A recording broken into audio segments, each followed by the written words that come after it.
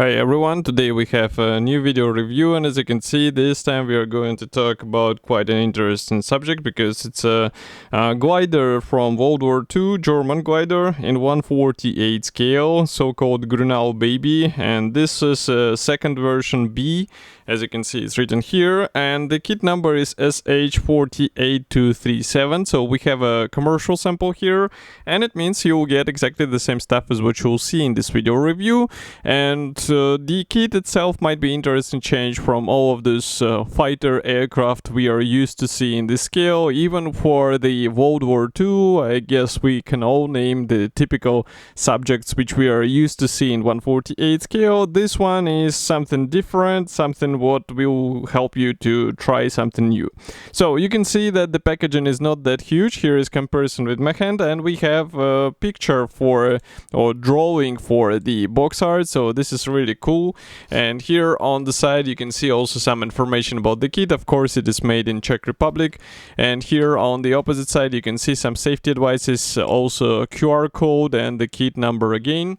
So this is a top opening box, and here is what we have inside. As you can see, there is plenty of space inside. We have assembly manual on the top, and then we have all of the parts packed together with decals. So I suggest we start with parts, and then gradually we move on to other bonuses which are included here. So just give me a moment.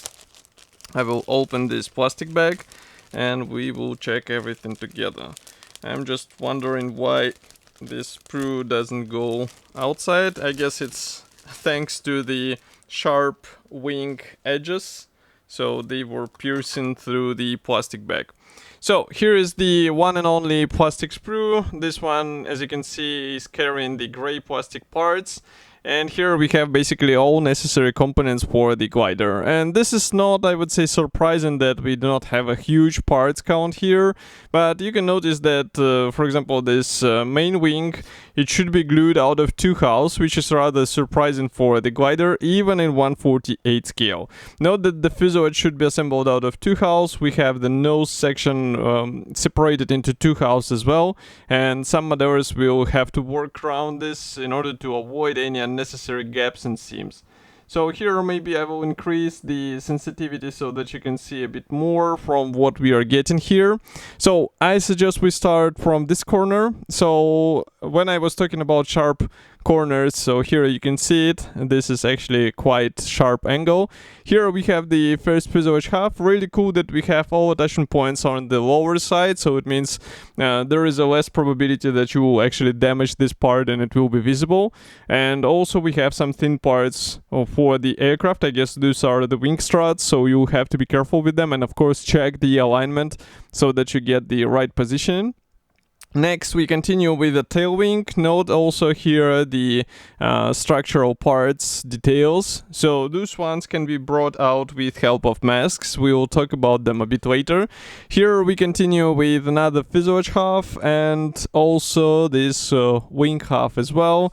And here, by the way, you can see also some parts for the lower section as far as I remember. So everything looks quite nice, but this assembly of the wings out of 2 hulls, it might take some time, even though if I flip it over here you can see that we have the guiding elements. So those guiding pins will definitely come handy, and the same can be said about those fuselage parts. So here is one half from inside and here is another one. And just like the real glider, this one does not have a lot of features inside, but this is up to the real subject, as I said before, so it's not just oversimplification by the manufacturer.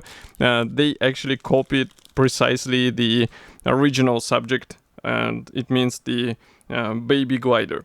So next we continue with the clear sprue. So here you can see we have only one part, that's the canopy or the windscreen if you prefer, and as you can see the molding quality looks really great.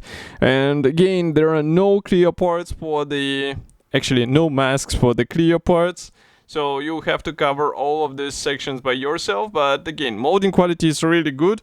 And this will be actually installed here on the cutout of the fuselage, and I'm not sure if it will be actually used in today's version, because as far as I remember on the box art we had the version without the canopy, so it will be interesting to check the assembly manual. But before we go to the assembly manual, we also have this decals sheet. So as you can see, it fits all of the necessary symbols onto one paper, but I need a bit of time to take them out, all of the symbols. So here they are. The printing quality looks really great. I don't see any possible issues here. We also have, as you can see, swastika quite simplified, but you can fix it with separate bars from what I can see here. And we also have some stencils here, just like on the real glider. So the overall quality looks decent. For this scale, I would say it's quite fine, and it should suffice for the out-of-the-box build. Of course, you can also try to replicate some weathering, because usually those gliders were not like in a pristine condition, but it's already your decision if you would like to go this way, because it will require some extra work and, well, also some extra skills and knowledge how to replicate such stuff. So here we have the assembly manual. Maybe I will close the lenses a bit so that it won't be blinding you. And before we start checking the assembly manual, I will also tell you a few things about this separate mask set. So it will be reviewed in the separate video, because it's a quite interesting product in my opinion. But this stuff will actually come handy for replicating the ribs and the overall structure of the wing on your glider. So the assembly manual is printed in color. As you can see, we have the short history note in 2 languages. Then we continue with the parts map here, and actually all parts are marked as used.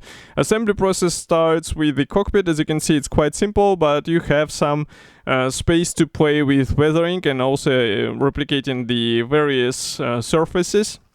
Next, here we continue with the landing gears key. Here we install also some parts for the instrument panel, and also here we install the tail wing together with the separate struts. We assemble the main wing here. Next, we continue with the separate ailerons.